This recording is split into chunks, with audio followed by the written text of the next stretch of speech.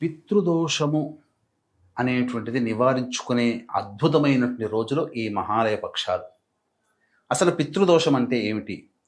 తండ్రి లేదా భర్త వైపు 6 తరాలు, తల్లి లేదా భార్య వైపు 3 తరాల్లో దుర్మరణాలు గనక ఉంటే, అంటే road accident, fire accident, suicide attempt, నదిలో బావిలో పడి చనిపోవడం, ఇంట్లోంచి వెళ్ళిపోవడం, లివర్ ఫెయిల్యూర్, కిడ్నీ ఫెయిల్యూర్, క్యాన్సర్తో చనిపోవడం, 60 సంవత్సరాల లోపల కుటుంబ సభ్యులు ఏ విధంగానైనా చనిపోయినా, కాలసర్పదోషంలో జన్మించిన, కరోనాతో చనిపోయిన, అలాగే అనాథగా మరణించిన, ఇంటర్ క్యాస్ట్, ఇంటర్ రిలీజియన్ మ్యారేజ్లతో ఎవరైనా చేసుకున్నా, మీ కుటుంబ సభ్యులు అలా చేసుకుంటానని ఇబ్బంది పెడుతున్నా, అలాగే భార్యాభర్తల మధ్య, కుటుంబ సభ్యుల మధ్య, తల్లి సంతానము పెద్దల మధ్య సంబంధ బాంధవ్యాలు సరిగ్గా లేకపోయినా, పెళ్లి కాకున్నా, డైవర్సులు అవుతూ ఉన్నా, సంతానం కలగకున్నా, ఇవన్నీ కూడా స్త్రీ హత్య, గోహత్య, బ్రాహ్మణ హత్య చేసినా, ఎంత ప్రయత్నం చేసినా అందులో విజయం పొందలేకపోతున్నా, బాగా సంపాదించి ఒక నిర్ణయంతో డబ్బులు పోగొట్టుకున్నా, ప్రశాంతత లేని జీవితాన్ని గడుపుతున్నా, అవన్నీ కూడా పితృదోష లక్షణాలే.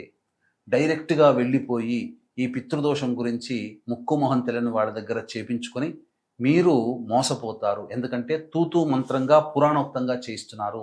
మన పీఠమాధ్వర్యంలో సెప్టెంబర్ 19వ తారీఖు రోజున త్రయోదశి తిథి, పితృదేవతలకి నక్షత్రమైన మఖా నక్షత్రం ఉన్నటువంటి రోజున పితృదోష నివారణ కార్యక్రమాలు అనేటువంటివి జరిపించడం జరుగుతుంది. అవకాశం ఉన్న వాళ్ళు స్క్రీన్పై కనిపిస్తున్నటువంటి నెంబర్కి కాంటాక్ట్ చేసి పూర్తి వివరాలు తెలుసుకోవచ్చు. ఇది అద్భుతమైన రోజు. ఇటువంటి మళ్ళీ పోయిందా, మళ్ళీ వచ్చే సంవత్సరం వరకు వేచి చూడాల్సిందే అని చెప్పవచ్చు.